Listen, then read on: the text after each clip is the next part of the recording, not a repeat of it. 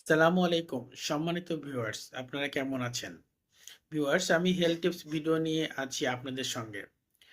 Viewers, আজকে আমার আলোচ্য বিষয় 0 থেকে 3 মাস বয়সী শিশুর সাথে যে ভুলগুলো করবেন না। আমরা কিছু ভুল করে থাকি বাচ্চা হওয়ার পরে। এই ভুলগুলো না করলে বাচ্চার জন্য ভালো হয়। যেমন শিশু কান্না করলে তাকে জোরে জোরে ঝাঁকাবেন না, সেক্ষেত্রে বাচ্চার ব্রেনে আঘাত লাগতে পারে। শিশুকে বেশিক্ষণ ডাইপার পরিয়ে রাখবেন না।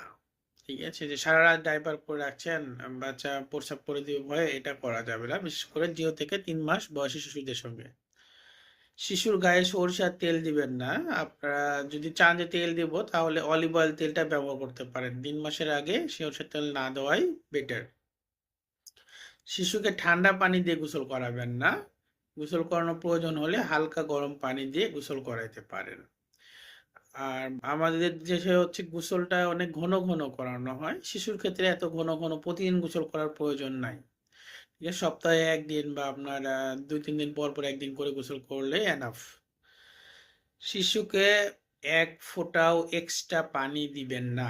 আমাদের দেশে, বাংলাদেশ বিশেষ করে, তাহলে একটু গরম পড়েছে, হ্যাঁ, শিশুকে 2-3 ফোঁটা পানি, কিছুক্ষণ 1 চামচ 2 চামচ করে পানি খাওয়া দিচ্ছেন, যে পানিটা বাচ্চার জন্য ক্ষতিকর হতে পারে।